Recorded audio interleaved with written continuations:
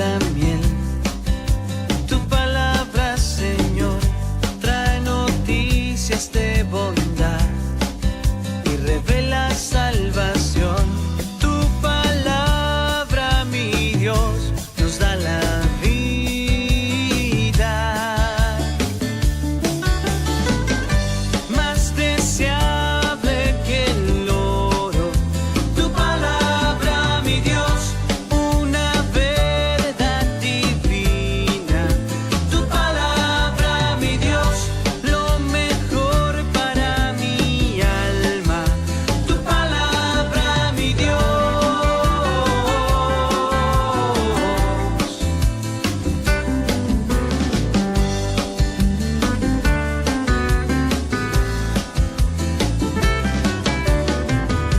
Es perfecta como tú, y da vida y redención. Tus preceptos, mi Señor, traen alegría al corazón. Es tan bella como el sol y restaura el corazón. Es tan limpia que no se ve ni una mancha de color. Tu palabra, mi Dios, nos da la vida.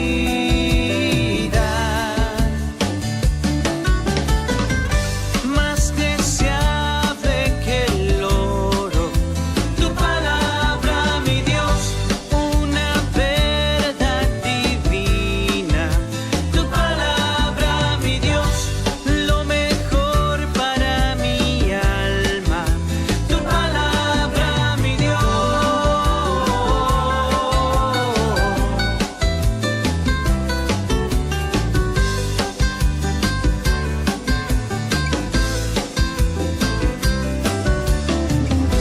Tu palabra, mi Dios, nos da la vida.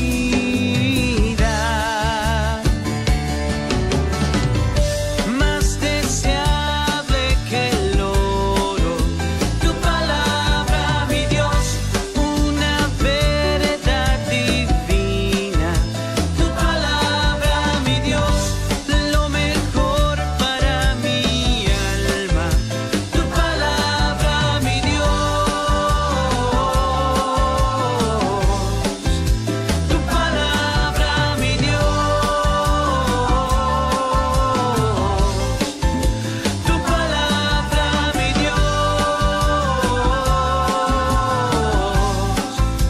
Tu palabra, mi Dios.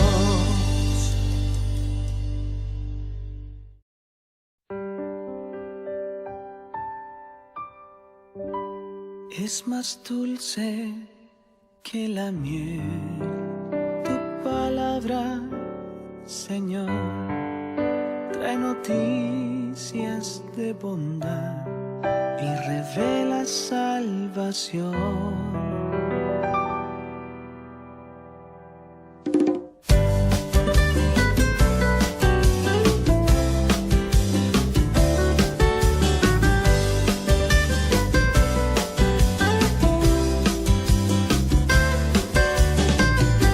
Es más dulce que la miel, tu palabra, Señor, trae noticias de bondad y revela salvación.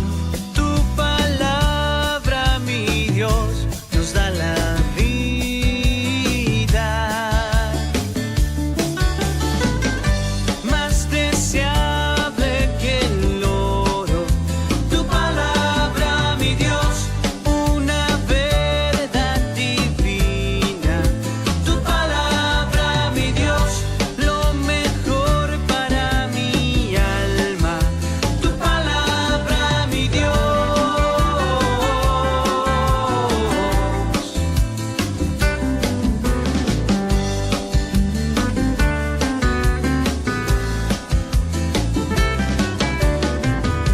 Es perfecta como tú, y da vida y redención.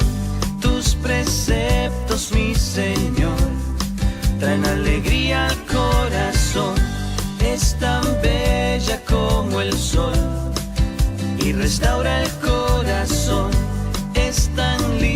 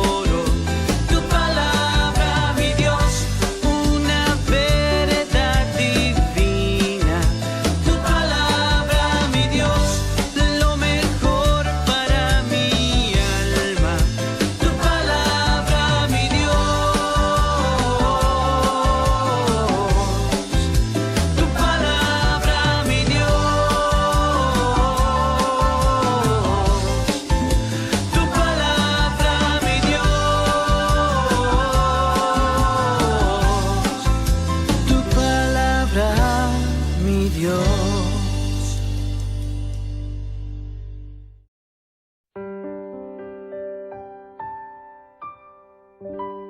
Es más dulce que la miel, tu palabra, Señor, trae noticias de bondad y revela salvación.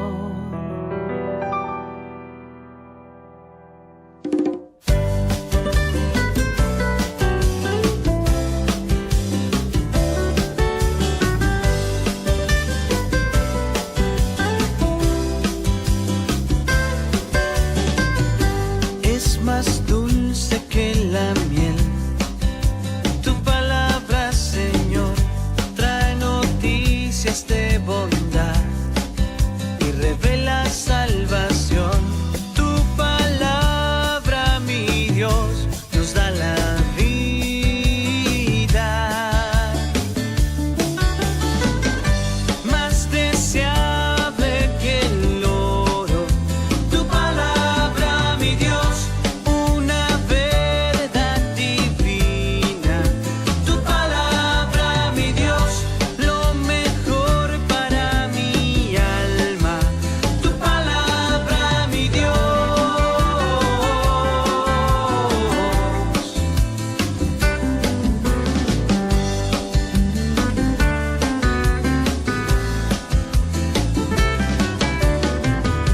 es perfecta como tú, y da vida y redención. Tus preceptos, mi Señor, traen alegría al corazón. Es tan bella como el sol y restaura el corazón. Es tan limpia que no se ve ni una mancha de color. Tu palabra, mi Dios, nos da la vida, más deseable que el oro.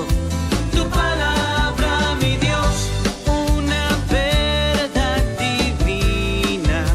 Tu palabra, mi Dios, lo mejor para mi alma. Tu palabra, mi Dios.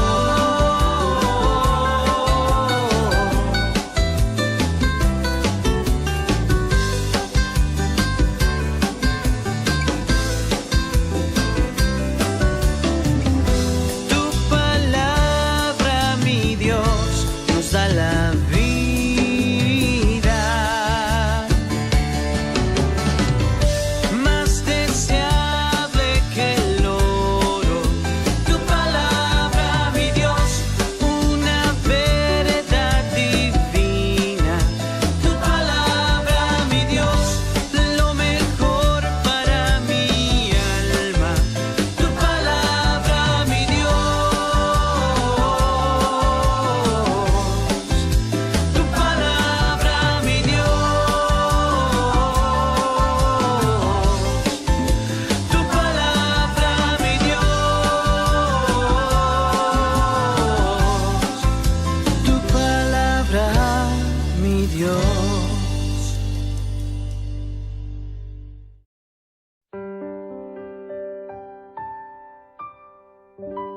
Es más dulce que la miel, tu palabra, Señor, trae noticias de bondad y revela salvación.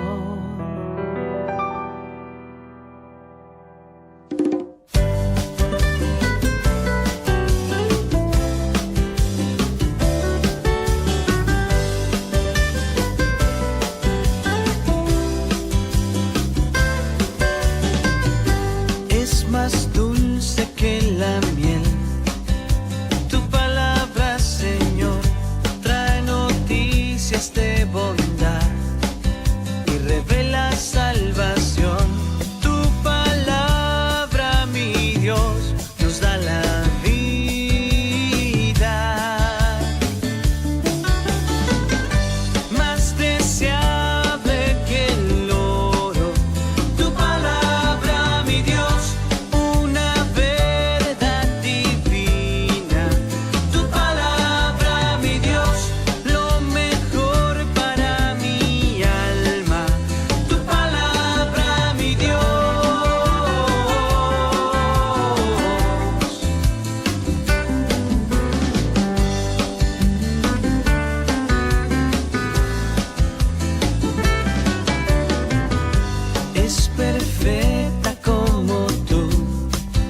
y da vida y redención. Tus preceptos, mi Señor, traen alegría al corazón. Es tan bella como el sol y restaura el corazón. Es tan limpia que no se ve ni una mancha de color. Tu palabra, mi Dios, nos da la vida.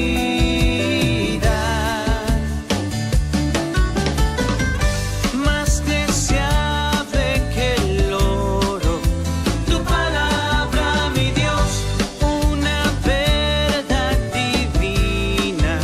Tu palabra, mi Dios, lo mejor para mi alma.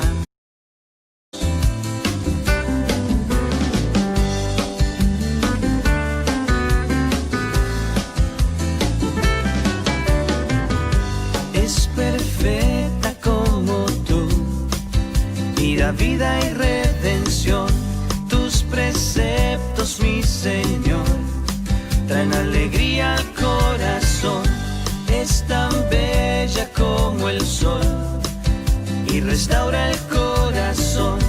Es tan limpia que no se ve ni una mancha de color. Tu palabra, mi Dios, nos da la vida.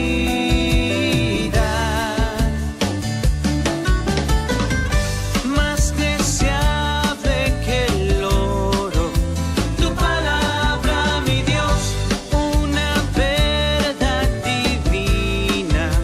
Tu palabra, mi Dios, lo mejor para mi alma. Tu palabra, mi Dios.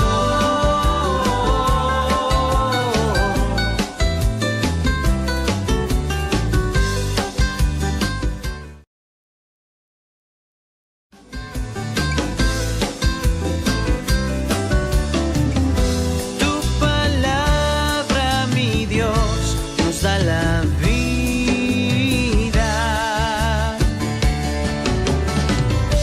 Más deseable que el oro, tu palabra, mi Dios, una verdad divina. Tu palabra, mi Dios, lo mejor para mi alma. Tu palabra, mi Dios. Tu palabra, mi Dios. Tu palabra, mi Dios. Tu palabra, mi Dios.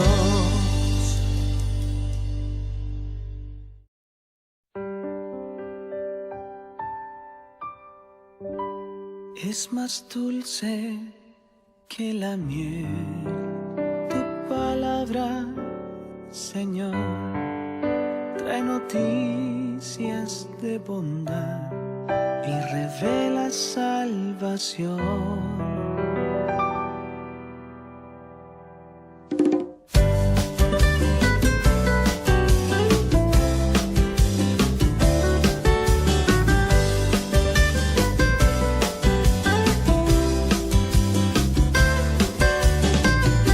Es más dulce que la miel, tu palabra, Señor, trae noticias de bondad y revela salvación. Tu palabra, mi Dios, nos da la vida.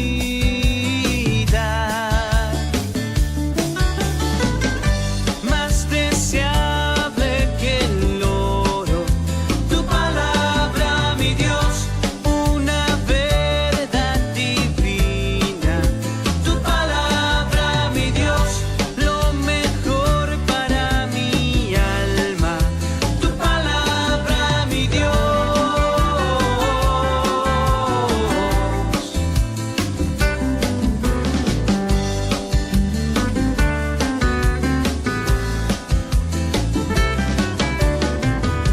Es perfecta como tú y da vida y redención.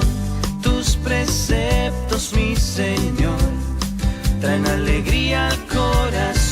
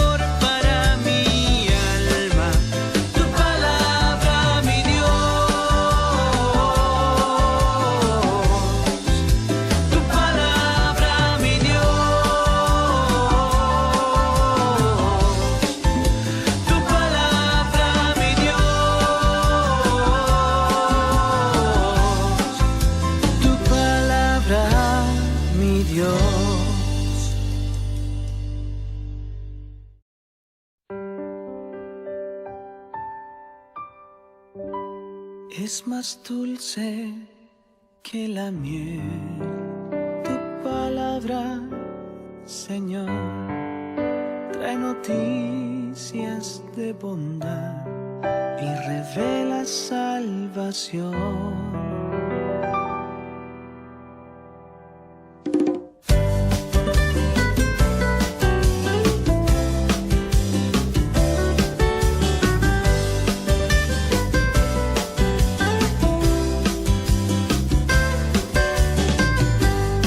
Más dulce que la miel. Tu palabra, Señor, trae noticias de bondad y revela salvación. Tu palabra, mi Dios, nos da la vida. Más deseable que el oro, tu palabra, mi Dios.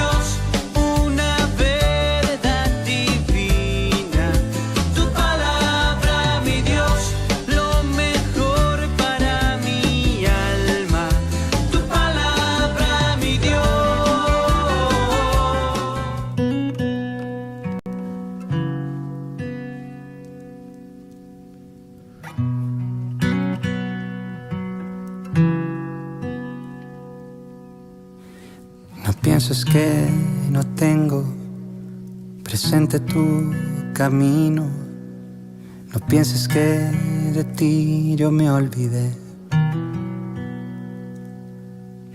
No se ha desvanecido todo lo que vivimos. Conozco tus fatigas y tu fe. Confía en mí. Confía en mí.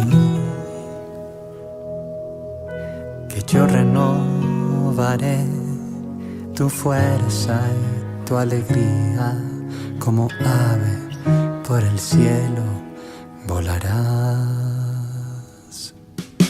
Y si te sientes débil y no puedes dar ni un paso, en tu fragilidad te sostendré.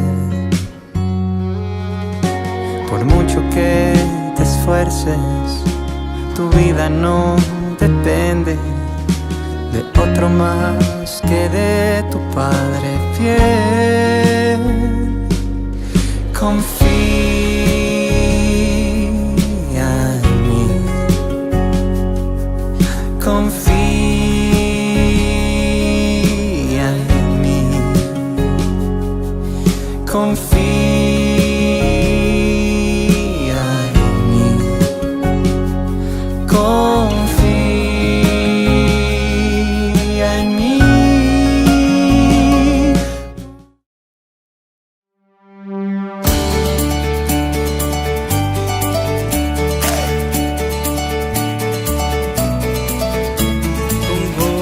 En nuestro corazón cantemos al Señor por su bondad y majestad. Cantar, cantar, cuán bondadoso es nuestro Dios.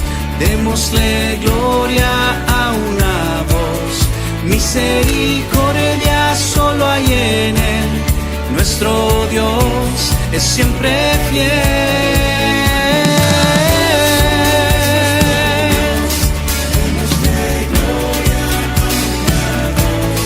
Misericordia solo hay en Él. Nuestro Dios es siempre fiel.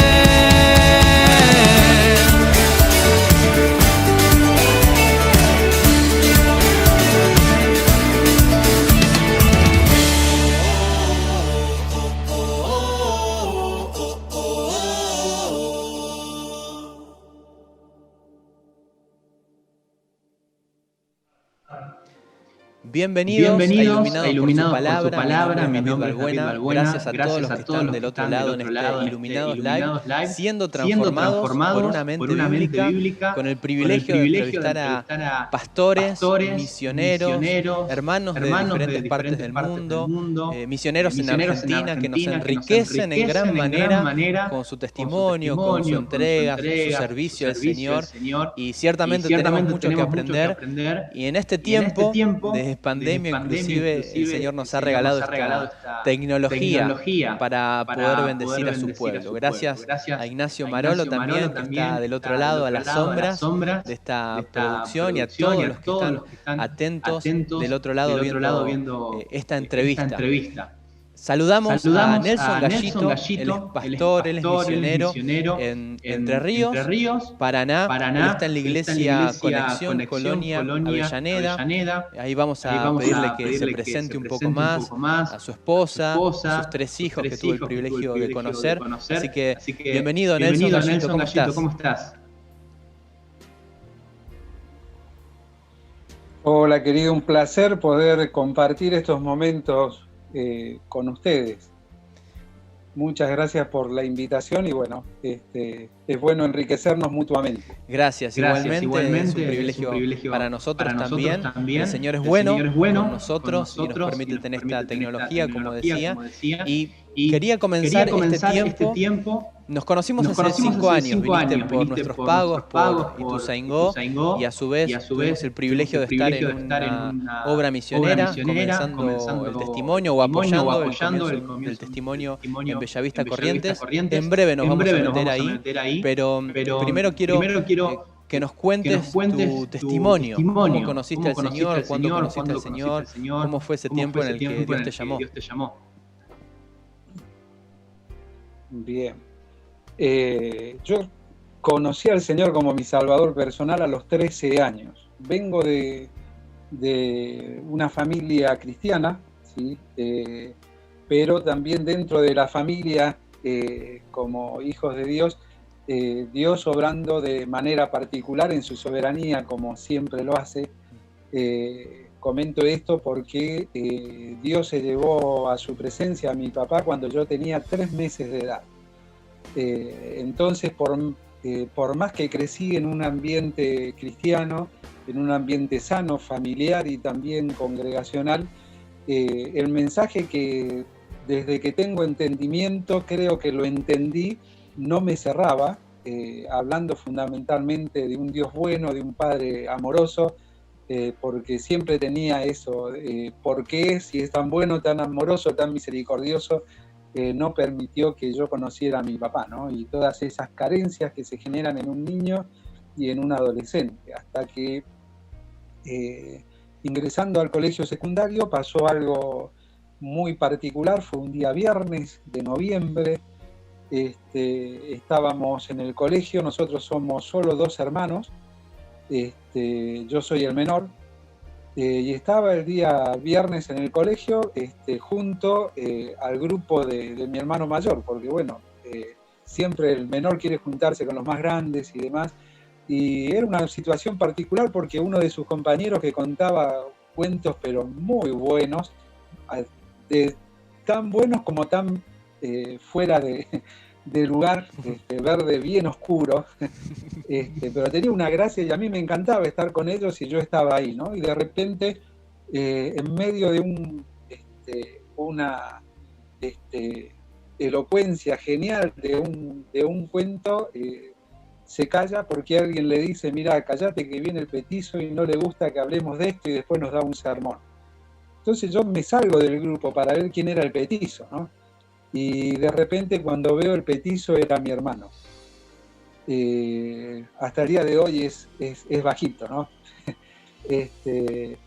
Y fue en ese instante que yo lo veía venir, que fue como, que es la obra del Espíritu Santo, ¿no? En mi mente vinieron 2 imágenes, era como estamos viendo ahora en YouTube, ¿no?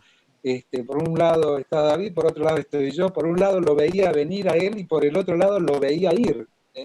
Lo veía ir un día domingo, hace algunos años atrás, cuando también un misionero que estaba predicando el Evangelio invita a alguien, si tenía alguna duda o quería recibir a Cristo en su corazón, que pasase al frente a hablar con él, y en eso que lo veo tengo la imagen de que él va al frente. Y la imagen que se me reflejaba constantemente es que desde que él salió de esa piecita que estaba al costado del púlpito en esa iglesia allá en Mendoza, no era el mismo. No era el mismo, pero había un cambio radical en él que era como que no lo había notado por la convivencia cotidiana y porque también tenía un cierto recelo hacia Dios por lo que contaba antes, ¿no?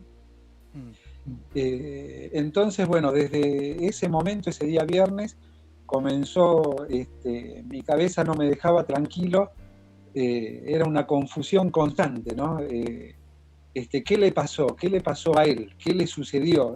¿Por qué yo no? Si hasta en el fondo yo me decía, yo tengo más premios por memorización de textos que él, ¿por qué yo no tengo eso que él tiene? Y eso me generaba inclusive más rechazo aún.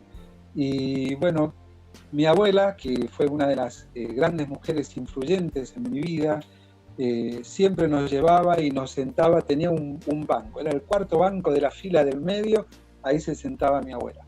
Y ese domingo yo estaba inquieto, no quería estar ahí, no quería, pero tampoco me podía ir porque el amor a mi abuela era muy grande. Y entonces en un momento busco la excusa de ir al baño y cuando entro, porque sentía que tenía que entrar por ella, no era mi pensamiento, me siento por primera vez en mi vida en el último banco, esperando que pase la reunión. Cuando termina, pasa un hermano a quien, bueno, la historia es, en detalles es hermosa, bueno, porque es mi vida y porque a mí me impacta, ¿no? Pero pasa un hermano muy particular para mi vida, el tío Jaime Aguilera, ya con el Señor, y cuando termina, cierra toda la reunión de la manera formal que se hace en la mayoría de los lugares, de repente abre su himnario y comienza a leer. Y cuando él dice, quiero leerles algo, yo levanto la vista como diciendo, ya dijiste amén, terminamos, vamos, no, porque no quiero estar acá, ¿no? Y fue levantar la vista y encontrarme en un instante solo con la iglesia vacía, él y yo, y él leyendo las palabras del himno que decía, oh cansado caminante, ahora párate a escuchar a Jesús, quien tan amante te ha venido a rescatar. Oh, no hagas más demora, Jesús, amigo, ven, Él te salvará ahora si tú vas a Él por fe. Fueron momentos de gran impacto para mi vida, ¿sí? Se me vinieron muchas cosas y me fui corriendo, me fui llorando y en un árbol a media cuadra del salón, en las sombras, escondido, ahí recibí a Cristo en mi corazón y de repente siento una mano en el hombro y me dice, ¿qué te pasa? ¿Estás bien? Cuando levanto la vista, era mi hermano, que él me había visto, él había presentido cómo estaba yo, ¿no? Y viéndome me acompañó, fue, me buscó, y él me abrazó y me dijo, por esto estaba orando, yo quería ver esto, ¿no? Bueno, ahí fue un momento, perdón la emoción, por favor, especial, donde realmente puedo decir que el Espíritu Santo que obra, no me cabe ninguna duda, que te hace cuando te redarguye y te golpea en el corazón, ver, sentir y entender cosas particulares, no lo dudes nunca, ¿no? Él hace como Él quiere en sus tiempos, según la soberana mano de Dios ya está en la plegnosis suya, ¿no? Marcado y bueno, desde ahí, hace ya 38 años, van a ser ahora en noviembre, 38 años, que recibí a Cristo en mi corazón y bueno, desde ahí creo que bueno, como todos, de pensamientos uno a veces se aleja, pero en compromiso, en constancia, siempre procurando y estando en la medida de nuestras debilidades y capacidades escasas estar cerca de Él. 38 años en los caminos del Señor. Y es una hermosa historia también porque ilustra la importancia de seguir orando. A veces uno se desanima porque no vemos la conversión de alguien por quien oramos algunos meses o algunas semanas. Nosotros queremos ver la obra del Señor en sus vidas y nos desanimamos, es natural eso, cuando no vemos que se convierten al Señor, que vienen a Cristo, pero ilustra, como hacían en tu familia, tu hermano, seguir orando por esas personas. Y como vos decías, también es tan cierto, Dios utiliza diferentes caminos, formas, maneras de llamar nuestra atención, de tocarnos el corazón, pero al final el encuentro con Jesucristo todo lo cambia. El que está en Cristo nueva criatura es, como dice la Biblia. Las cosas viejas pasaron y aquí son todas hechas nuevas. Y también iniciaron con tu esposa. Te pido que nos compartas un poquito de Roxana, de tus hijos, pero están centrados en el Señor, se entregaron al Señor en la obra misionera. Personalmente creo que todo individuo, todo cristiano es un misionero, ya sea que salga de su casa, se vaya a un lugar distinto, inhóspito, o esté en la universidad, en el trabajo. Creo que todos somos misioneros en el lugar donde Dios nos ha puesto, pero ustedes hace 31 años están dedicados a la obra del Señor, habiendo estado en diferentes lugares. Contanos un poco también cómo el Señor los llamó y qué están realizando para el Señor. Bien.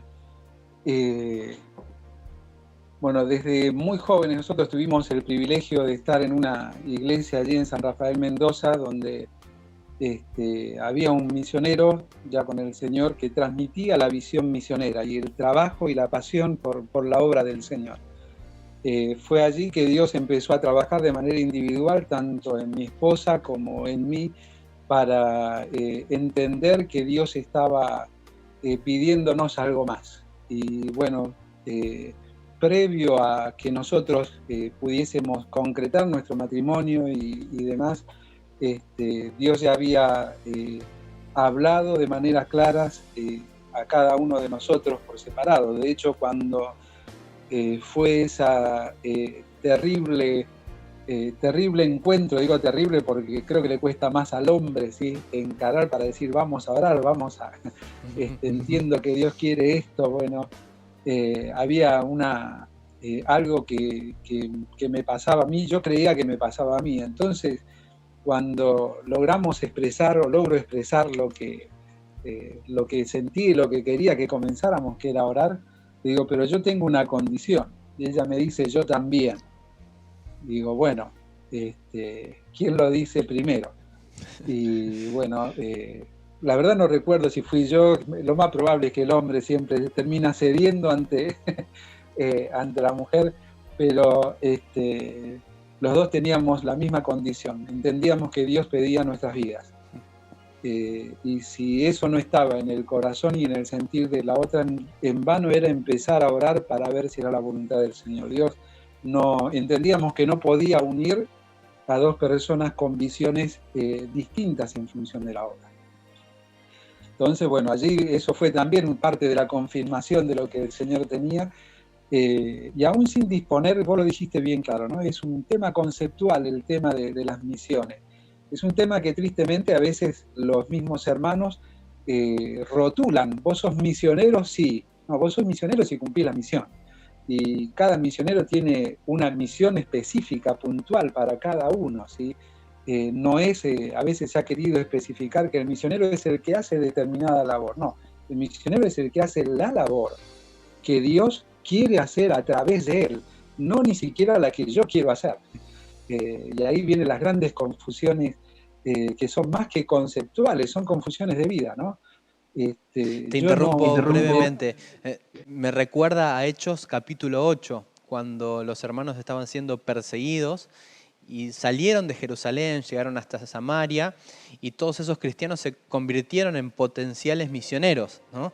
Cada uno predicaba el mensaje, abrieron las puertas de su casa. Realmente todo cristiano es un potencial misionero en donde quiera que esté. Tal cual, tal cual. Y es allí donde digamos, sin el título tradicional, tristemente, que a veces se le suele poner, pero sí bajo la voluntad de Dios y la guía, porque cuando vos andás en sus caminos vas descubriendo si lo que Dios te hizo a través del Espíritu Santo sentir o percibir, lo confirma a través de diversas circunstancias de la vida, ¿no? Y es así que cuando nosotros nos casamos, volviendo de la luna de miel, Dios nos lleva a un lugar donde literalmente todos se iban, pero literalmente, porque fue la época de la gran caída del petróleo en el año 88, 89, y donde nosotros íbamos era una ciudad petrolera. Habían cerrado, tapado YPF los pozos, las empresas privadas también, sacaban a todo su personal del lugar y todos se iban. Y nosotros recién casados llegábamos al lugar.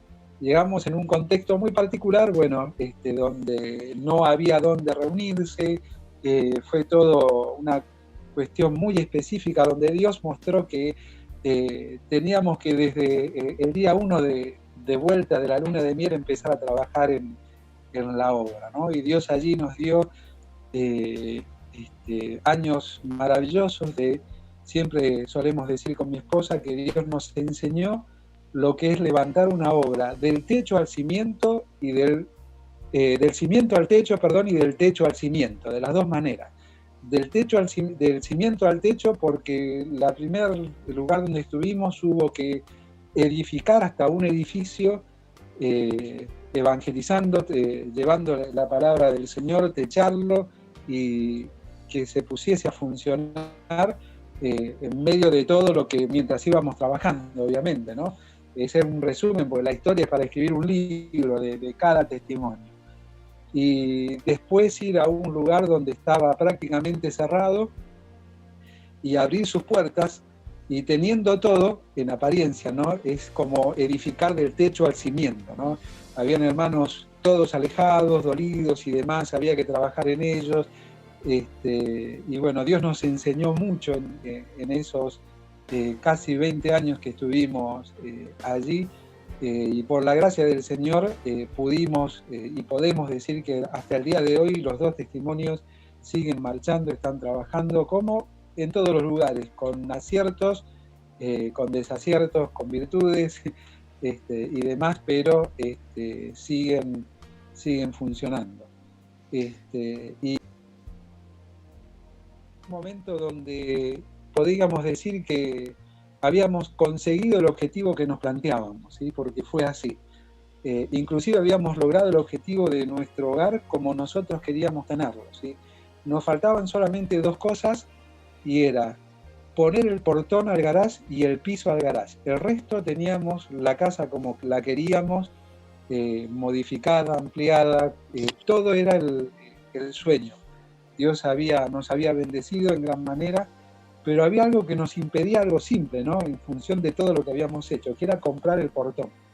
Lo habíamos ido a ver un montón de veces, pero no, había algo en los dos y orábamos y decíamos, hay algo que, pero ¿qué es? ¿Qué es lo que nos pasa? Que no estamos tranquilos, y analizábamos nuestras vidas, nuestro matrimonio, nuestra familia, la obra, y encontrábamos obviamente errores porque somos humanos, pero nada tan complejo que nos pudiese hacer sentir así, hasta que un día el Señor nuevamente vuelve a golpearnos de una manera particular, y lo hizo a través de un hermano especial al cual amamos profundamente, un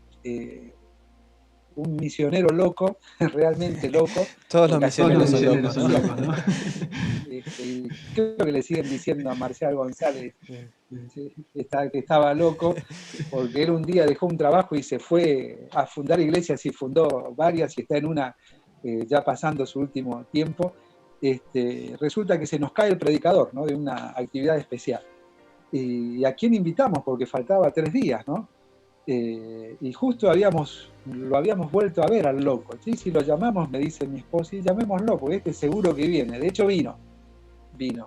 Y bueno, pasaron una serie de cosas, cambió su mensaje, todo, él mismo, ¿no? Cómo se sentía, Y ese fue el momento en que entendimos, ¿no? Él habló allí en Mateo cuando el Señor Jesús, cuando les dice, ¿no?, a los discípulos, idos allí, porque allí le veréis. Este no es el espacio, el lugar donde tiene que estar, hay que salir de acá. Y bueno, fue el momento en que entendimos que lo que nos pasaba era que habíamos no perdido la visión, sino cumplido un ciclo en ese lugar. Y bueno, nos pusimos en el Señor y le dijimos al Señor, y lo cuento con sinceridad porque hay algo que siempre comparto, y es que con el Señor hay que ser sincero, ¿no? Hay que eso, Señor, mostrarme tu voluntad, sí, mostrarme tu voluntad, pero sabes, yo pienso esto, siento esto, acá me gustaría, acá no, si bien Él lo sabe, pero que uno se lo exprese es distinto hasta para uno mismo, ¿no? Y uno le decía, Señor, estamos dispuestos a ir a cualquier lugar del mundo menos a uno. Es a un solo lugar al que no queremos ir, porque sentimos que no vamos a ser útiles ahí. ¿Y sabe lo que hizo el Señor? Durante casi 2 años nos llevó a ese lugar en el mundo en el que no queríamos ir. Y nos mostró que tenía un propósito para nosotros y que fue muy bueno estar casi 1 año y medio, casi 2 ahí en ese lugar, porque el Señor permitió que muchas cosas pudiesen ordenarse, dado que nosotros nos íbamos a una distancia considerable de la familia y demás, y pudimos, bueno, entre tantas cosas, fueron momentos duros, porque despedimos a mi suegra, luego mi mamá, años antes, se había vuelto a casar, despedimos a nuestro padrastro, pero también si no hubiésemos estado ahí, la soledad del resto de la familia hubiera sido muy grande, porque de hecho, así como nosotros somos 2 hermanos, y mi hermano ya no estaba ahí, estaba a 1000 kilómetros. Roxana tiene también solamente una hermana y es 15 años menor. Entonces éramos nosotros los que, según los planes de Dios, teníamos que enfrentar toda esa situación. Nelson, el otro día nosotros veíamos en la radio, analizábamos el libro de los Hechos. Titulamos un programa desde Argentina hasta los confines de la tierra, y es notable ver cómo el proyecto misionero de Pablo y la estrategia tenía que ver con un equipo misionero, tenía que ver con establecer iglesias, confirmar a los hermanos y los pastores en el lugar donde iban a estar, sustentarlos, ayudarlos. Había un programa y un proyecto de estrategia misionera. Uno palpa eso cuando lee el libro de Hechos. Y así el Evangelio ha llegado a las principales ciudades. De hecho, las misiones apuntaban, ¿no?, a esas ciudades, esos centros urbanos como Éfeso, Corinto, etc. Ahora, ustedes llegaron a Entre Ríos, hace tiempo están ahí, pero particularmente hace 1 año iniciaron una obra. Ahí están en la iglesia de Conexión Avellaneda. Y la pregunta que te quiero hacer es, ¿cuál es la estrategia para iniciar una obra, para plantar un nuevo testimonio? Y si podés ilustrarnos esto justamente con la obra que vienen haciendo ustedes. Bien. A veces, que no está mal, ¿no? La mayoría de las obras en la historia de las iglesias en Latinoamérica, fundamentalmente, siempre comenzaron con un trabajo con niños, ¿sí? Se va a una plaza, se trabaja con niños. Trabajar con niños a veces también tiene una dinámica particular, porque a veces se enfoca nada más en los niños. Entonces, si te enfocás en el niño nada más, yo te digo, no vayas, ¿sí? Porque estás perdiendo una familia. Claro. Porque el niño crece y lo dejás ir porque seguís trabajando con el otro niño. Y la historia te indica que el niño te trae a la mamá, que viene a ver qué pasa. Cuando la mamá se acerca y recibe a Cristo, trae al papá, y de esa manera se van fundando. Pero también hay que entender en los tiempos que las estrategias cambian, tienen que cambiar. ¿Por qué? Porque no es lo mismo el mundo de hoy que el mundo hace 10, que hace 20, que hace 50 años atrás. Entonces, con todo el desarrollo evangelístico, en el cual también aparecen nuevas denominaciones, que podemos hablar de doctrina sana o no y demás, pero no es el punto, sino hablando de establecer. Cuando vos sentís la carga, lo primero que Dios pone es una carga. ¿Sí? Claro. Cuando Dios pone la carga, si vos sos responsable de la carga, tenés que indagar sobre el lugar en el cual Dios te pone la carga, ¿no? Tenés que conocerlo, pero no es conocerlo, porque a veces lo primero que buscás es si hay una familia creyente para hacer una horita feliz. No. Vamos a conocer, vamos a caminar la ciudad, vamos a caminar el barrio, vamos a conocerlo, vamos a indagar la densidad de población, vamos a indagar la edad promedio que tiene, cuántas escuelas hay, cuántas plazas, cuántas iglesias, de la que sea hay, dónde están marcados, es decir, tenés que ir con un mapa en papel, en la mente y en el corazón, ¿sí? Donde vos vas estudiando la ciudad, porque en primer lugar, si vos vas a una ciudad, a veces nosotros también hablamos de confianza y fe en Dios, pero lo primero que hacemos es no confiar en Dios. Si Dios me lleva a una ciudad, yo voy a evangelizar la ciudad. No tengo idea cómo. Somos solos, pero vamos a la ciudad. O sea, nos enfocamos como misioneros, embajadores, pastores de la ciudad, no de un barrio. ¿Sí? Vamos a alcanzar la ciudad. Que va a haber un punto estratégico donde vamos a comenzar, perfecto. Ahora, ahí es donde está el otro tema. ¿Cómo escojo el punto estratégico? Porque si vos decís yo voy, hago todo esto, ¿para qué hago todo esto? ¿Sí? Identifico el centro cívico, que siempre está la plaza principal, la policía, la municipalidad, una iglesia católica generalmente, ¿sí? El registro civil, y después empezás a indagar hacia afuera, ¿sí? ¿Para qué lo haces? Y porque cada espacio tiene su zona de influencia. Es decir, de repente te encontrás con un testimonio de otra denominación.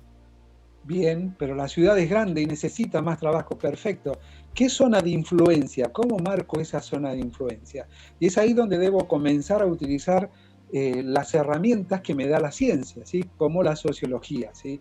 Es decir, cada espacio podés, de acuerdo a la densidad de población, establecer un círculo de influencia que puede estar marcado entre 10 manzanas a la redonda, ¿sí? Y eso te va indicando de que si vos ingresás ahí, vos ingresás como en un mercado de competencia. Y vos me vas a decir, pero yo ingreso con el Evangelio de Cristo, ¿no? Pero vamos, ¿a qué queremos nosotros alcanzar? ¿A las personas o queremos satisfacer el deseo de iniciar un testimonio? Si yo quiero alcanzar a las personas, hasta el punto estratégico que se escoja para iniciar la labor es fundamental. Y tiene que ser estratégico en función de una visión a largo plazo. Es decir, tiene que ser en función de una visión de acá a 5 y a 10 años. Aun cuando todavía no inicio, pero vos mismo hablabas, ¿no? Pablo era genial en eso. Pablo tenía, antes de hacer, creo que el primer viaje, ya tenía todo diseñado. Y después en el camino, cuando se encontraba que Dios le decía, no, acá sí, ¿qué hacía Pablo? Agachaba la cabeza y me imagino que en oración le discutía, digo, pero mirá que allá que yo tengo, que yo pienso, porque era bastante duro, ¿no? Y se lo debe haber dicho al Señor en oración, pero obedecía, pero tenía una proyección. Entonces, cuando vamos a un lugar, tenemos que analizar y entender que no haya un testimonio de una denominación no quiere decir que el lugar esté no evangelizado. Entonces eso demanda de nosotros también humildad a la hora de hacer este análisis. La humildad necesaria de ir y golpear la puerta del pastor si hay un testimonio y presentarte y hablar con él, escucharlo y comentarle lo que tenés en el corazón. Y yo creo que si tenés el discernimiento suficiente no te va a llevar mucho tiempo para darte cuenta cuál es la visión que tienes, si hay un evangelio sano que apunta a la salvación específicamente y demás. Y ahí vos vas teniendo una visión clara, ¿sí? Porque hay lugares donde tenemos quizás alguna diferencia denominacional o de práctica, o hasta quizás en función de la dinámica organizacional de la iglesia, la disposición de los nombres y todo lo demás. Pero si está evangelizado, ¿a qué vamos a ir ahí? Estamos dividiendo fuerzas. Y es eso lo que el enemigo quiere, es eso lo que le conviene al enemigo. Entonces, no, que sentí la cara, bueno, sumate a un buen proyecto ahí, apoyarlo, y si es del Señor te quedarás ahí, si no, el Señor te pondrá la carga en otro lugar. Pero no quiere decir que si no hay de tu denominación el lugar no está evangelizado. Si no se hacen las cosas como a vos te gustan, no. Hay que sentarse, escuchar, a hablar, a indagar y ver si el evangelio, la esencia del arrepentimiento, de la convicción de pecados está, y si está, bueno, tener la humildad de decir, Señor, ¿a dónde voy? O sea, mostrame cómo puedo apoyar acá, cómo puedo continuar trabajando, ¿no? Y nosotros nos encontramos con que precisamente había mucho potencial en ese lugar para trabajar.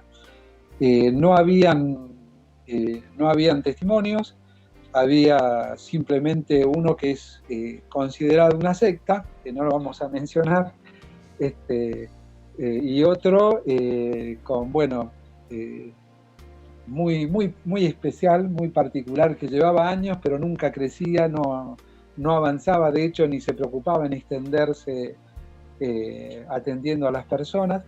Entonces ahí fue que, bueno, sentimos la paz en el Señor de saber que ahí teníamos que trabajar, ¿no?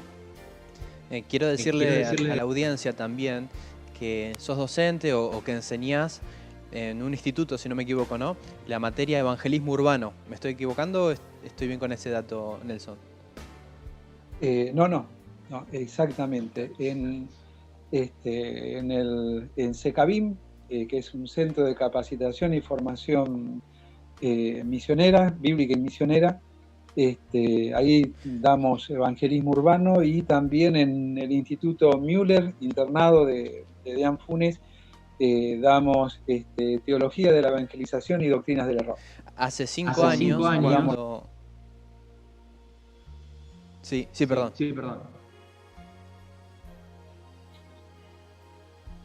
Sí, que son las dos materias que más aportamos en otros algunos, pero esas dos materias son las específicas de nuestra área. Claro. Le contaba a la audiencia entonces que hace 5 años, y ahí sí quiero ir a este testimonio, experiencia tan enriquecedora para mi vida, participamos de un viaje misionero en Bellavista, Corrientes. Para mí realmente fue sumamente novedoso, porque se abría un testimonio con la familia Valtorta, y un grupo de jóvenes fuimos convocados a través del ministerio juntos, y estando allá en Bellavista nos animaron a trabajar, a hacer este evangelismo urbano, pero con esta particularidad, servir a la comunidad. No fuimos directamente a folletizar, a tocar puerta casa por casa y evangelizar meramente, sino fuimos a servir a la comunidad.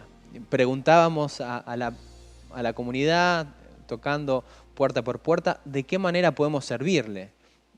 Venimos a bendecirlos, le decíamos. Y trabajábamos en las casas, limpiábamos, había oftalmólogos, había médicos, enfermeros, profesionales de diferentes rubros sirviendo a la comunidad. E insisto, para mí fue una experiencia sumamente novedosa, reveladora en lo que respecta a evangelismo, misión, para entender que el ser humano es una persona integral, ¿no? No es solamente espíritu, es también cuerpo, hay necesidades materiales, hay necesidades emocionales, etc.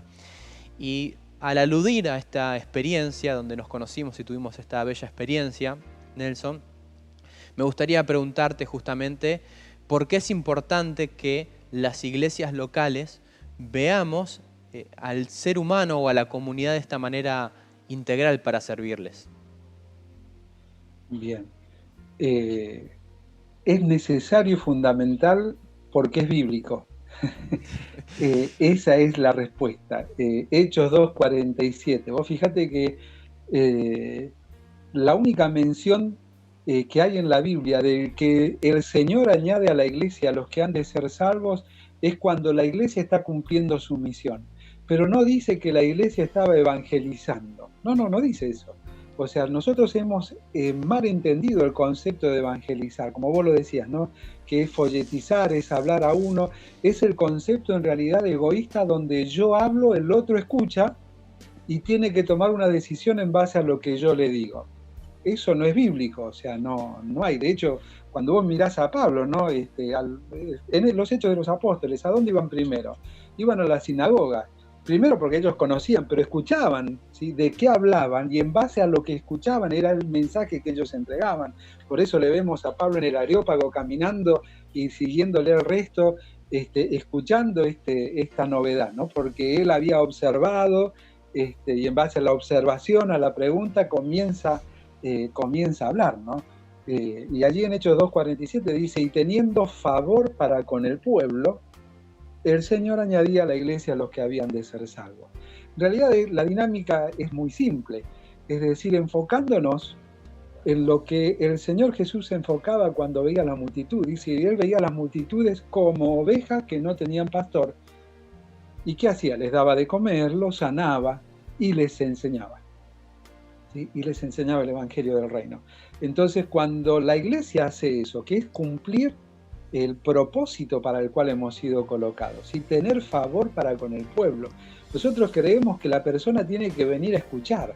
Eso es una dinámica que precisamente la cultura y Satanás a través de la cultura nos ha ido inculcando, ¿sí? No quiero decir con esto que esté mal congregarse, no, para nada, no se malinterprete, pero sí que nosotros hemos creído que la persona tiene que venir a escuchar a un salón de reuniones mal llamado iglesia, mal llamado templo, que es simplemente un espacio físico que Dios nos regala para congregarnos y reunirnos, ¿no?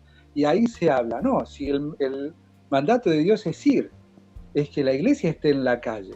Estos momentos de estar juntos es para la edificación mutua, también para compartir, pero fundamentalmente para la edificación mutua. Por eso en los 4 pilares del verso 42 de Hechos 2, dice que perseveraban juntos, unánimes, en la comunión uno con otros, buscaban un tiempo, un espacio, estaban de hecho todos juntos, ¿sí? En el partimiento del pan, en las oraciones, es decir, en la enseñanza apostólica, es decir, que es necesario eso. Pero la labor, es decir, eso es la iglesia en unidad, pero la iglesia en acción es verso 47, teniendo favor para con el pueblo. Es decir, asistiendo a las necesidades. Yo creo que esto es a nivel personal, ¿no? Yo creo que esta pandemia es como Dios lo ha hecho siempre en la historia, ¿no? Siempre ha permitido hitos que han marcado la historia, no solamente desde el plano eclesiástico o religioso, sino también social, y están atados, como lo fue en su época la Reforma, ¿no? Vos fíjate que la historia está atada muy profundamente, muy arraigada a eso. Y yo creo que este tiempo de pandemia es un tiempo como aquel tiempo. Ponerle cualquier tiempo en la historia, ¿no? Que hubo una transformación y que si el Señor no viene antes, yo me pregunto, ¿qué van a decir los que vengan de lo que pasó en los tiempos de cuarentena? Pasaron 500 años y seguimos hablando de la Reforma. Cuando pasen algunos años o algunos meses de esta cuarentena, de esta no cuarentena, sino de esta pandemia, ¿qué va a decir el mundo? ¿Qué va a decir la historia del rol de la iglesia en medio de esta circunstancia? Creo que Dios nos pone ante un momento histórico en el cual más que nunca la iglesia puede ser y debe ser bíblica. Es decir, tener favor para con el pueblo. Hay algo maravilloso que está pasando con unos hermanos aquí cerquitas en Santo Tomé, y estamos con ellos coordinando este trabajo, apoyándolos, y de hecho hemos hecho un par de capacitaciones donde precisamente salen al barrio alrededor del salón de reuniones a atender las necesidades de las personas, con todos los profesionales que se congregan ahí dispuestos a hacer interconsultas, videos, un montón de cosas, y van a salir a decirle alrededor del salón de reuniones: acá estamos para bendecirlos, estamos para hacerle los trámites a los mayores, enseñarle a usar la tecnología, estamos para hacerle los mandados, estamos para tomar la presión, para ayudarles a limpiar el patio, el frente. ¿Qué necesitan? Es decir, estamos para cumplir, evangelizar. No es hablarles a otros de Cristo, sino es llevarle a Cristo a las personas. ¿Y cómo le llevo a Cristo a las personas? A través de mi vida, a través de mis acciones. Realmente es precioso escucharte, coincido totalmente, y aclararle a la audiencia que después de haber bendecido a esta comunidad en este viaje misionero en Bellavista, testimonio que permanece allí en Corrientes, coronamos el tiempo o la semana evangelizando de forma muy particular en un culto, invitando a toda la comunidad, y habían venido como 200 personas o más que habían sido impresionadas o impactadas por cómo las estuvimos sirviendo a lo largo de la semana. Entonces lo atesoro como uno de los recuerdos más preciosos en virtud de servir a Dios y un viaje misionero. Y entre otras cosas también habíamos hablado y charlamos sobre la obra y los peligros de la obra. Ustedes están más o menos hace 10 años en Paraná, sirviendo con gente de la calle, y habían también trabajado en un centro de rehabilitación. Y me acuerdo tajante esa charla que tuvimos respecto a los peligros. Y comparábamos, ¿no? Quizá en otros países hay persecución, efectivamente, los cristianos son perseguidos, asesinados, pero ustedes también como familia tuvieron una especie de persecución, y ciertamente quiero aludir y que nos cuentes estos peligros y preguntarte si hay persecución en Argentina en este sentido. Bien, sí, tuvimos varias ahí. Hay muchas para contar, pero hay dos puntuales que quizás son las más las más impactantes, ¿no? Y en la Argentina es increíble la persecución que hay. Pero también es increíble, creo que hay muchos cristianos Messi en la Argentina, que amagan de una manera fantástica para esquivarle a todo lo que sea compromiso con el Señor, y en consecuencia vas a esquivar todo lo que pueda venir contrario, ¿no? Estando trabajando con personas en situación de calle, bueno, en una ocasión hacíamos una labor un poco loca, porque salíamos a atender a los chicos en la calle a las 2 de la mañana. ¿Por qué razón? Porque 2:30 es el horario pico de consumo en la calle. Al menos eso detectamos entre la gente de la calle aquí. Entonces, cuando estábamos nosotros y sabían que íbamos, que no les decíamos cuándo íbamos, tiraban, no lo hacían, entonces compartíamos 1 o 2 horas con ellos y volvíamos. Esto lo hacía todas las semanas, en distintos días, pero siempre era más o menos el mismo horario. Un día todavía no comenzábamos y apenas estaciono el auto, camino unos metros y me encierran en un, sería como una especie de hall hacia abajo.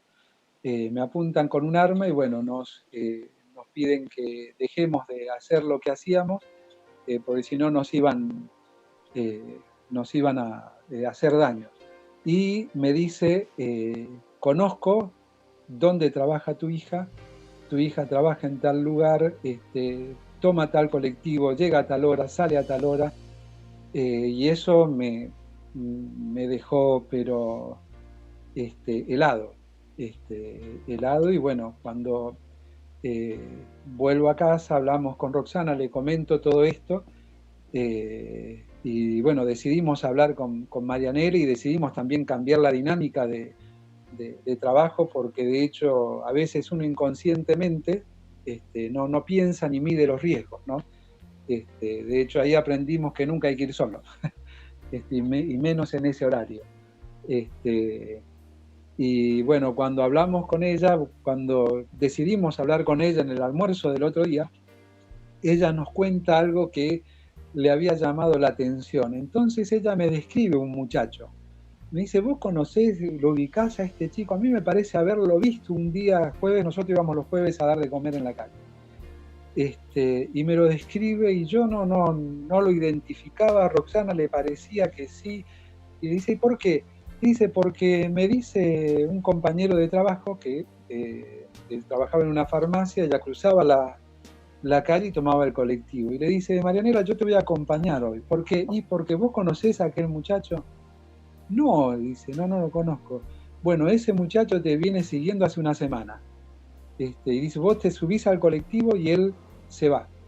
Y cuando vos llegás, él está ahí. Y cuando vos llegás, él se va. Ese muchacho te está siguiendo. Bueno, eso fue un segundo balde de agua fría para nosotros, donde, bueno, tuvimos que tomar algunas determinaciones, algunos cuidados también, en especial con ella. Y es por eso que no soy de contar esto en público mucho, no me agrada mucho. Hay muchas experiencias de estas, pero hay muchos, hablando en la intimidad con muchos hermanos, hermanos que uno puede decir hermanos comunes, pero comprometidos con la obra, que no son comunes. Les pasan un montón de cosas similares. Hay una gran persecución, el mundo te mira, te ve, y cuando estás cumpliendo el propósito, que es ocuparte en la vida de las personas, eso al enemigo no le agrada. Porque cuando vos te ocupás en la vida de la persona, esa vida es transformada, está recibiendo un impacto que aun cuando no llegue a conocer a Cristo, el eco de lo que vos le acercaste no se le olvida más, no se le olvida más. Bueno, esa es una quizás la más dura que nos tocó vivir, pero hablando de la Argentina, y ya van a ser quizás 7 años, en Rosario,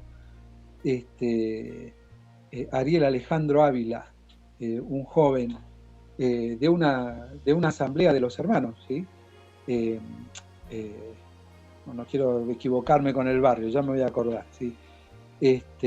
Fue asesinado de 5 tiros por sacar a chicos de las drogas, y él tenía 20 años. Lo podés googlear, Ariel Alejandro Ávila, y cuando lo encontres, te vas a encontrar con la triste vergüenza que el mundo le rindió honores, pero nunca a los cristianos. Wow. El diario La Nación y el diario Clarín le dedicaron la tapa. La Nata le dedicó un editorial en su programa en ese momento, ¿sí? Y los cristianos, nada. Eso pasa aquí en la Argentina. No hace muchos años, en Córdoba, en Río Cuarto, un pastor bautista, varias veces le quisieron incendiar la casa por el trabajo social que hacía. Y seguimos emocionándonos por los cristianos y hermanos que persiguen en Asia y demás. Sí, los persiguen, sí, es triste, es doloroso, pero es una dinámica de vida, ¿sí? No te sorprendas con la dinámica de vida, es algo a lo que ellos saben, y el hermano que vaya sabe a qué se enfrenta. Pero en un país como la Argentina, donde la libertad es aparente, donde la seguridad y la no persecución es aparente, que te hagas el distraído es hacerte el distraído a Dios.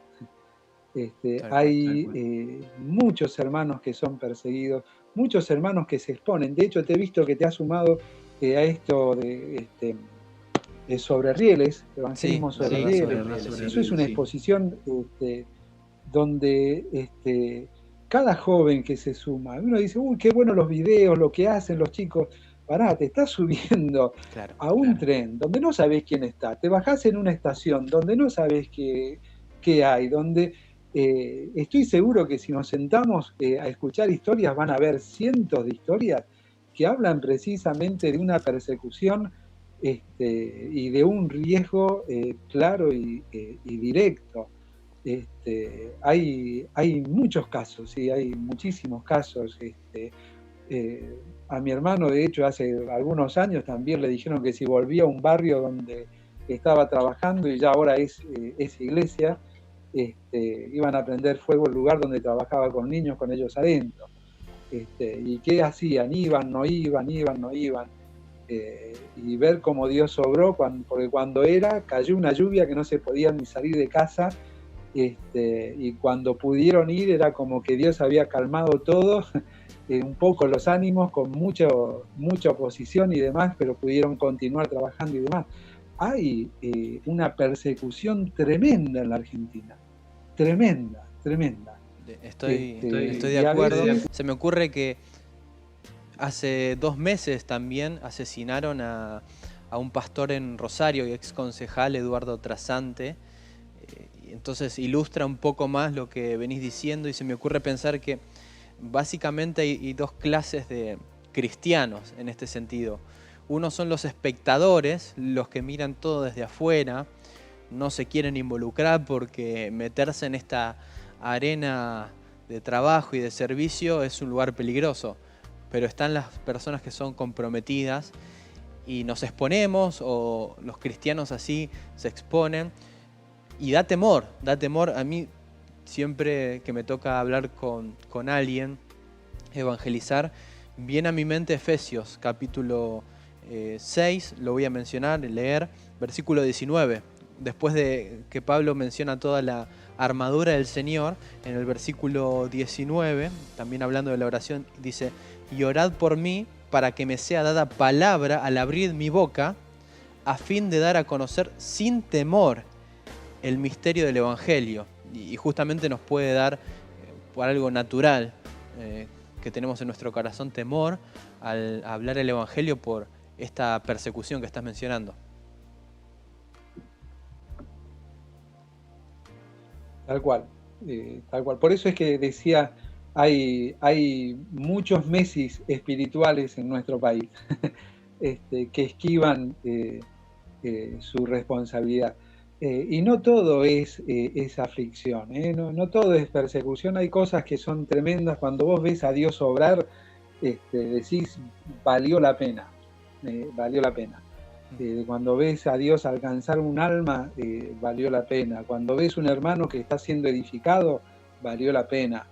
Si lo analizás desde el punto de vista humano, esto no conviene, porque no te da dinero, te quita tiempo, te genera cargas, en apariencia no conviene, pero cuando vos avanzás y te dejás usar por el Señor, y lo ves a Dios obrar, es algo fantástico. De hecho, el versículo que tenemos como matrimonio es Isaías 43, ¿no? Cuando dice, para que me voy a olvidar, dice: yo hago cosa nueva, pronto saldrá a la luz. No la conoceréis, otra vez abriré caminos en el desierto y ríos en la soledad. Pero hay otra versión que dice: yo estoy haciendo algo nuevo, ¿no lo querés ver? Y yo digo, sí, yo quiero verlo, pero para ver a Dios obrar vos tenés que estar caminando en el camino que Él te trazó, cumpliendo el propósito que Dios tiene para tu vida, y vas a ver las cosas maravillosas que hace Dios, y te vas a dar cuenta de que lo que decía Pablo, ¿no? Llevo en mí las marcas, sí, pero vale la pena, porque toda la angustia no se compara con lo que viene, porque no estaba solamente hablando, si bien allí en Romanos habla de la gloria venidera que en nosotros ha de manifestarse, ¿no? Cuando hablaba de las aflicciones del tiempo presente, pero no solamente hablaba en función de eso, sino cuál era el sustento para ese anhelo. Era lo que él estaba viendo que Dios estaba haciendo. Tanto en la cárcel, cuando era azotado, cuando estaba naufragando, ver lo que Dios estaba haciendo en la vida de las personas, le daba ese aliento, ese esfuerzo de decir: si Dios hace esto, ¿sabe lo que va a hacer cuando estemos allá? Nelson, me das pie, hablando de estos caminos en el desierto, anteúltima pregunta que te quiero hacer, y de forma breve que nos cuentes lo que están haciendo y las visitas que están realizando una vez al año en el Chaco, en el Impenetrable. Mira, esa es una labor fantástica. La historia de los hermanos del Impenetrable es muy particular. Fui invitado a la primera conferencia misionera en el Instituto Bíblico Jorge Müller Las Delicias en Jujuy, y en una parte daban informes misioneros. Venían los jóvenes que estaban involucrados en tareas misioneras, y pasó una chica, flaquita, delgadita, y se paró al frente y empezó a contar de la gira al Impenetrable, ¿no? Pero cuando pasó, yo siempre lo cuento, se lo he contado a ella, de hecho tuve el privilegio de hablar en su casamiento, Raquel Matorras, con Juan Manuel López, que es de Buenos Aires, se transformó, ¿no? Y habló con una pasión, y nos llamó la atención a todos porque dice, o sea, llamó la atención como reto, ¿no? Dice, ¿qué estás haciendo? ¿Cómo no vas? ¿Cómo no te ocupas? Hay hermanos que no tenés idea dónde están y que necesitan ser edificados, necesitan ser atendidos. Hay personas que necesitan escuchar el Evangelio. Y entonces, eso, vos sabés que fue una semilla que quedó. Yo digo, ¿cómo venís esta chica a retarnos de esta manera? Pero en el buen sentido, pensaba yo, ¿qué me querés decir, Señor? No entiendo. Después tuve el privilegio de conocer a su familia en una invitación que tuve en Jujuy, y ahí este hermano Zacarías, que es el papá, me invita directamente, y bueno, cuando los acompañé me enamoré. Me enamoré porque es increíble la labor que hacen estos hermanos, fundamentalmente edificando al hermano, porque al Impenetrable van muchos, ¿no? Pero al Impenetrable, en esa zona hay dos rutas, o mejor dicho, hay una ruta y la otra, que Dios te ayude. Bueno, estos hermanos la mayor parte del tiempo van por la ruta que Dios te ayude, porque cuando hubo inundación, vos tenés una idea hacia dónde vas, pero no sabés si el camino está, cómo lo vas a hacer, si vas a poder llegar de la forma tradicional y demás. Y estos hermanos se meten por esas zonas, y encontrarte a grupos de hermanos en medio del Chaco, del Impenetrable, que caminan y se vienen de lejos para tener reuniones, en algunos casos una vez al año, te golpea fuerte. Wow. El amor que tienen, la pasión por escucharte. Mira, algo que me impactó en el primer viaje, estábamos en una zona que se llama El Noque, donde están las personas muy mayores y mujeres con niños, porque hay una escuelita cerca, ¿no? Los hombres y los jóvenes se van a trabajar ahora en unas zonas medianamente cerca, más de 200 kilómetros. Y es cuando pasamos allí, que era una conferencia. Yo digo, bueno, acá, si vos me decís conferencia, hay reuniones siempre, ¿no? No, la conferencia es la gran reunión, la gran celebración, cuando van los hermanos, ¿viste? Y terminamos ahí, me abraza una hermana y me dice, llorando, por favor, no se olviden de nosotros. Wow. Y eso fue como que me clavó una espina en el corazón, y que Dios te dice, no, es para vos, no te olvides que acá hay hermanos. Hay hermanos que necesitan ser edificados, ser acompañados. Y bueno, hay un grupo hermoso de hermanos mayores y de jóvenes que se suman a esa gira. Y bueno, este año, tristemente por la pandemia, no se ha podido realizar, pero hay una atención que me encantó. Hay un grupo de WhatsApp con todo este sector de hermanos, aquellos que tienen obviamente acceso a las comunicaciones, que se están atendiendo con reuniones ni siquiera virtuales, porque son a través de WhatsApp, ¿no? No es a través de Zoom ni nada de eso, pero es muy buena la labor, y es algo también que perdemos de vista en la comodidad, ¿no? A veces los hermanos se enojan si unos quieren cambiar el aire y los otros no, si hay que comprar sillas o bancos, y hay hermanos que, si de hecho pueden entrar en nuestro canal de YouTube y van a ver que se sientan en lugares donde hermanos que no quisieran sentarse porque está sucio o no hay piso porque es tierra, un montón de cosas, y esos hermanos van ahí porque necesitan, porque quieren, porque aman a su Señor.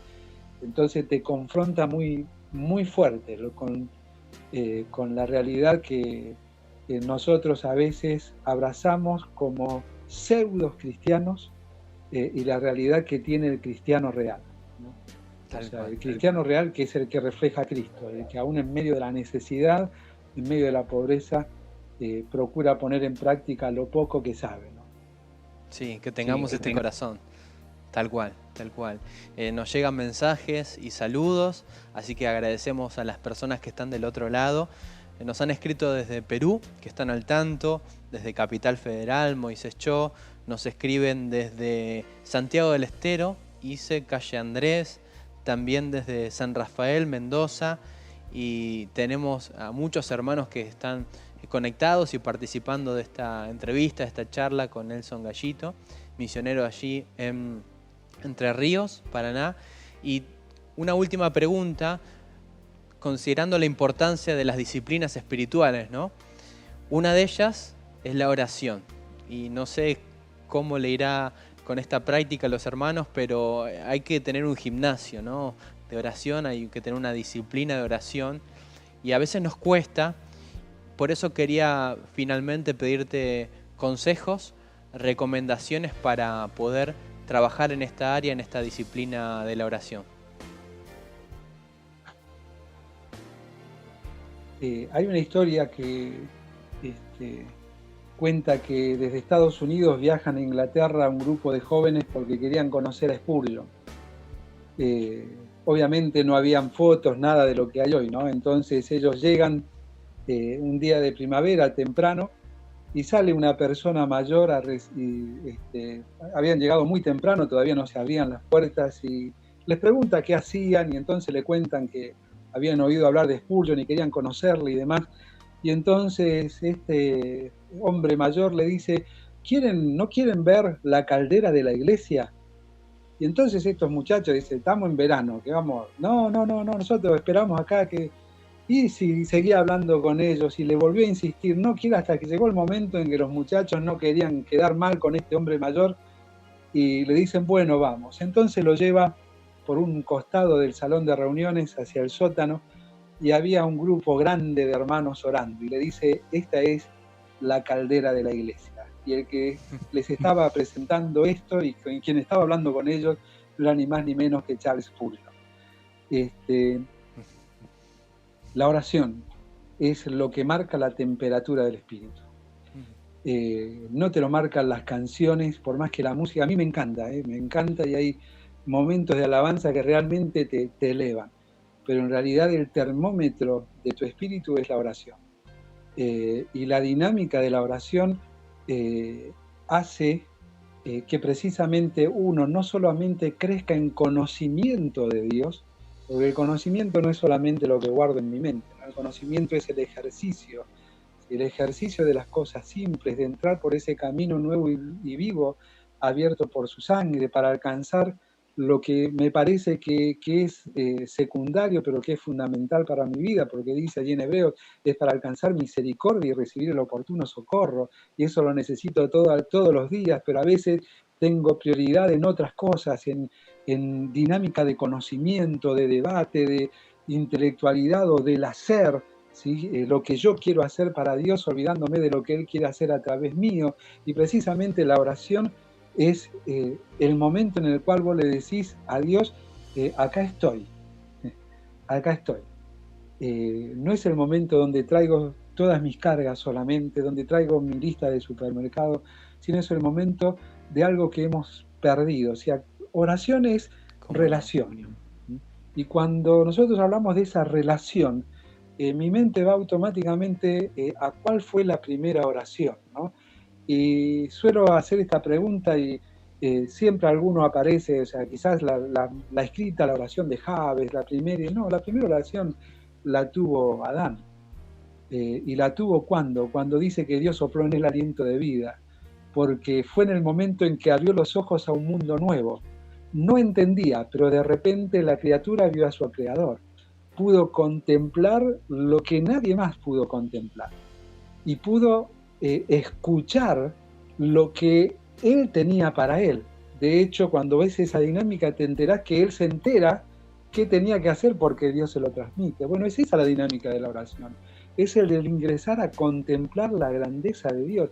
Es aquello que Pablo le dice a la iglesia en Éfeso, ¿no? Él nos coloca delante del inmenso mar del amor y la gracia de Dios. Vos tenés dos opciones. Es muy distinto mirar el mar desde la ruta, mirarlo desde la playa o mirarlo desde adentro. Cambia absolutamente todo. Cambia absolutamente todo. Entonces, cuando vos no orás o no tenés una disciplina de oración, estás mirando el mar de la gracia de Dios desde el auto, desde la ruta, desde la velocidad de las cosas cotidianas. Cuando te parás en la playa, es como que querés, pero decís, bueno, me cuesta, quiero, pero mirá que, ¿cómo voy a entrar a esto? Sí, Dios es grande, lo estoy viendo, Dios es maravilloso, quiero ver lo grande que es. Sí, quiero verlo, oigo cuando se levantan las olas, lo impetuoso que es, quiero ver, pero distinto es cuando comenzás a entrar. Porque cuando comenzás a entrar, comenzás a sentirte rodeado de esa gracia, de ese amor, que es ingresar delante del trono de la gracia para alcanzar misericordia, ser rodeado de misericordia y recibir el oportuno socorro. Es lo que Pablo le decía a la iglesia en Colosas, es esa la dinámica de sentir de que nuestra vida está escondida con Cristo y en Dios. Estamos envueltos en ese mar de su gracia y ese es el motor que nos mueve, no es el motor de los proyectos que tenemos, del reconocimiento que a veces indirectamente muchos buscan y necesitan para poder avanzar, sino es simplemente estar ahí y entender lo que decía Jeremías en el libro de Lamentaciones. Entender que estando allí, si no he sido consumido es por la multitud de su misericordia. Y no solamente por eso, sino que estando allí puedo comprender cada mañana, si es esa una disciplina cotidiana de oración, que su misericordia es nueva, se renueva cada mañana. Es decir, lo que Dios tiene hoy para mí es mejor que lo de ayer. Es por eso que vos cuando te vas a los Salmos, vos fijate, en los primeros te habla, busco a Dios de mañana, lo busco en la tarde y lo busco en la noche. Y en cada momento hay algo nuevo de Dios que disfrutar. Es que es esta la gracia renovada, la gracia que a veces si yo no disfruto en esta dinámica del 3 veces, que lo vemos en la Biblia muchas veces repetido, ¿sí?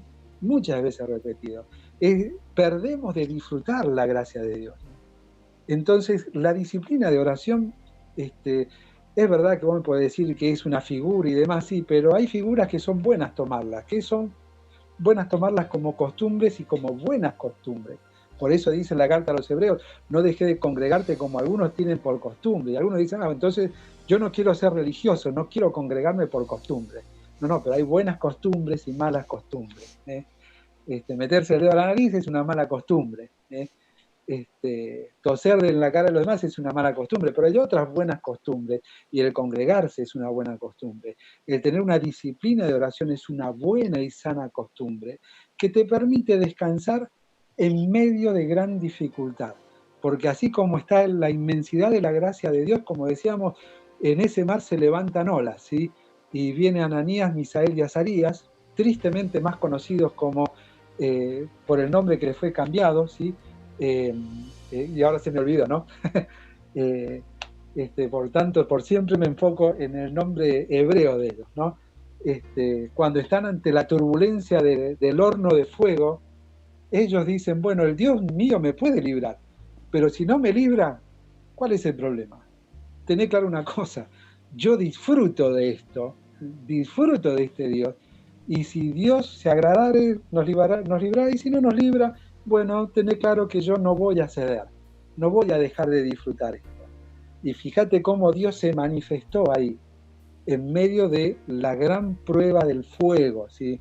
La gran prueba del fuego. De la misma manera con la gran prueba del agua. Vos sabés que, me dijiste breve, perdón, tengo un problema con el tiempo, ¿no? Era la última, te la perdonamos. La prueba del agua, ¿viste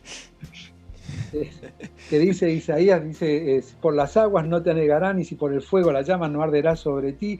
Los judíos tienen una particularidad en cómo ellos han visto la historia y cómo la cuentan de manera oral, y de hecho lo tienen en un libro, ¿no? Dicen que para cuando se abrió el Mar Rojo, viste que nosotros tenemos la dinámica de Hollywood, viste, tocó, se abrió y todo, pasaron, pero ellos lo cuentan de una manera muy particular. Dice que hizo toda esa dinámica Moisés, pero Moisés entró al agua. ¿Y sabe qué pasó? El agua no se abría, dice. Pero Moisés siguió caminando y el agua no se abría. Entonces todos estaban ahí, ¿viste? Este se quiere ahogar, lo queríamos matar para que no lo matemos, se quiere ahogar. Y seguía caminando, ¿viste? Y no fue hasta que el agua no le llegó, dice los judíos, ¿no? Que le llegó hasta la nariz, no fue hasta allí que el mar se abrió. Eso me encanta cuando lo encontré ahí en un escrito por internet, ¿no? Digo, qué buena que es la historia, me encanta esa dinámica. Porque yo te estaba diciendo, mirá, créeme, que si vos me crees, no te preocupes, las aguas no estarán por encima de ti. El fuego, la llama no va a arder sobre ti. Entonces vos avanzás. Y en una ocasión muy crítica, y con esto cierro, que estábamos en profunda oración para entender el propósito de Dios, recibo un mail de un hermano que hasta el día de hoy no conozco, porque es del sur del país. Y llega un mail con una frase que dice, encárgate del paso, que yo me encargo del piso, firmado Dios. ¿Viste esas frases que ponen? Encárgate del paso, que del piso me encargo yo. Digo que está bueno, ¿no? Y había que tomar una decisión, y era una decisión de fe. No veíamos la firmeza desde el lado quizás humano, ahí lo entendimos.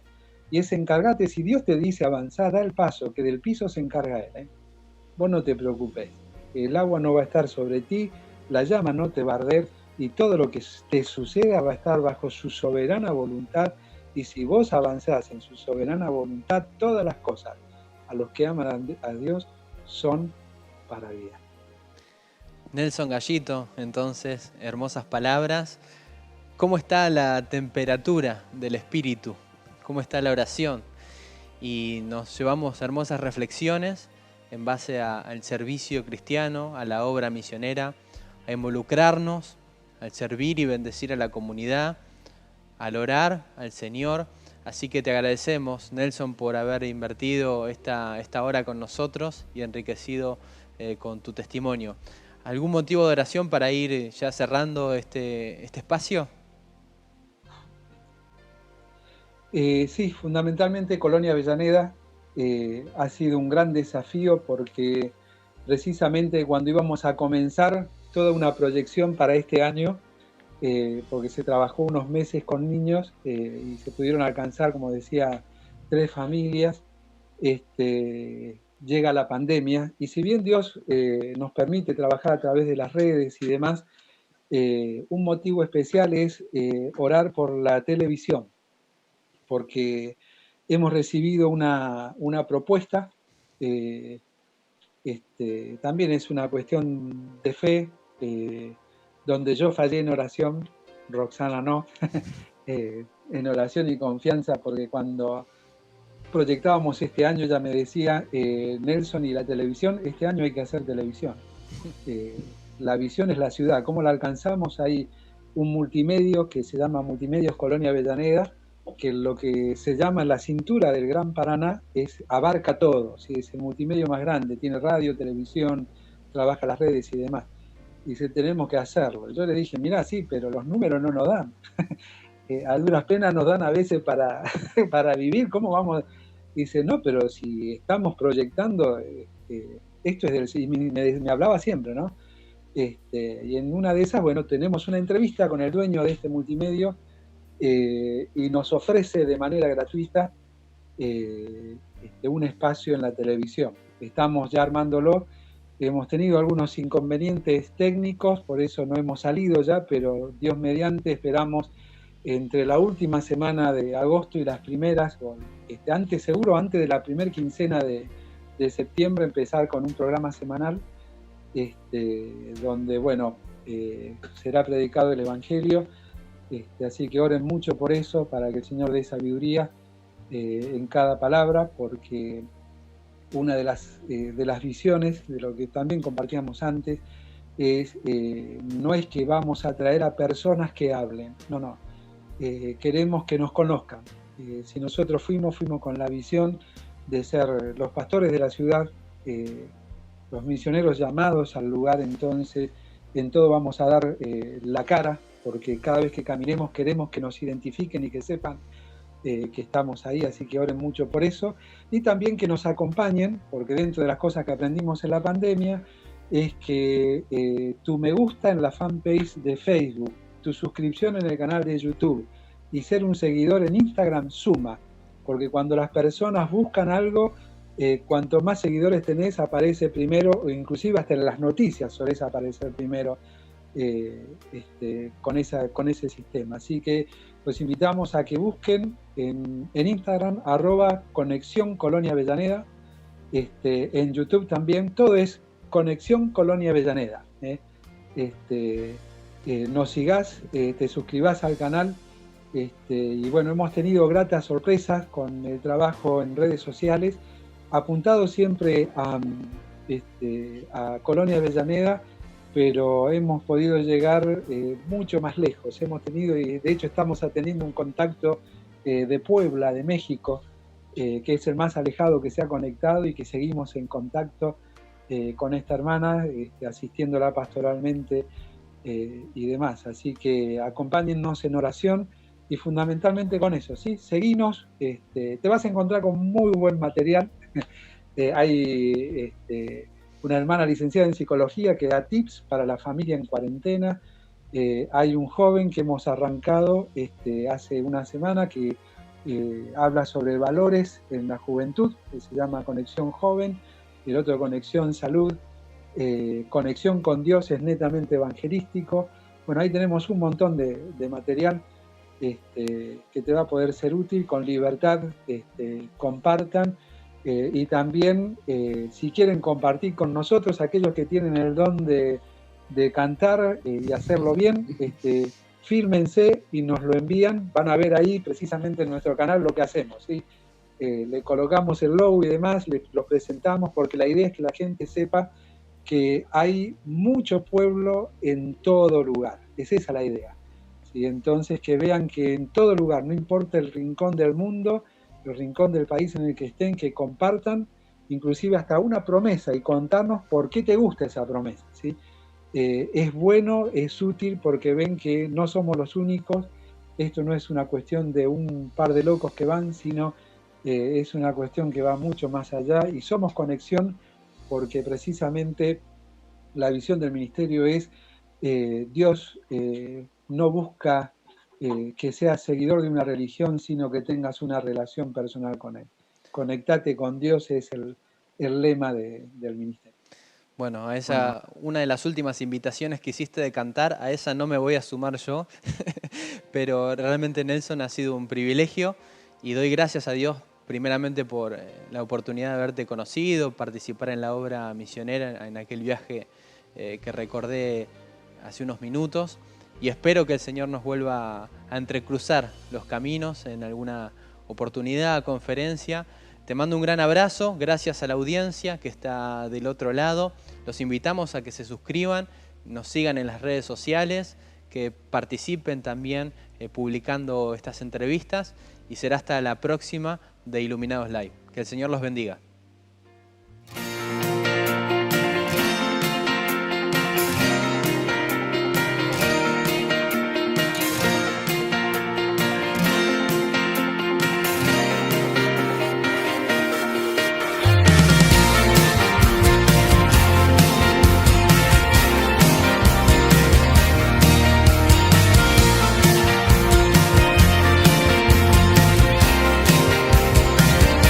Escudo fiel en tempestad, mi fortaleza es Jehová. Cuando el temor me quiera ahogar, sé que en Él puedo confiar. En mi dolor yo miro a Él, castillo fuerte y protector. Conmigo está, me sostendrá, me dará seguridad. Mi fortaleza es el Señor, escudo de mi salvación.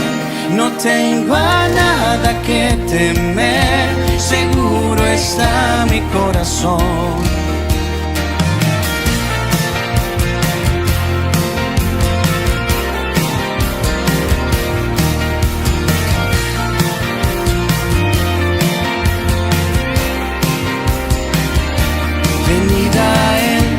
y contemplar su poder y gran bondad. Si nos salvó, nos guardará, mi defensor no fallará. Mi fortaleza es el Señor, escudo de mi salvación. No tengo a nada que temer, seguro está mi corazón. Mi fortaleza es el Señor, escudo de mi salvación. No tengo a nada que temer, seguro está mi corazón. Aunque la tierra ceda, en ti yo confiaré.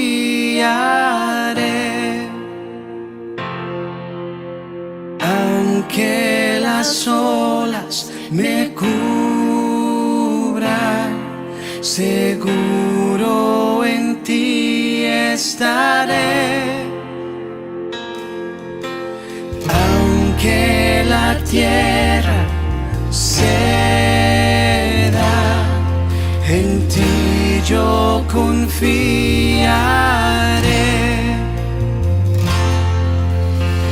Aunque las olas me cubran, seguro en ti estaré. Mi fortaleza es el Señor, escudo de mi salvación. No tengo a nada que temer, seguro está mi corazón. Mi fortaleza es el Señor, escudo de mi salvación. No tengo a nada que temer, seguro está mi corazón.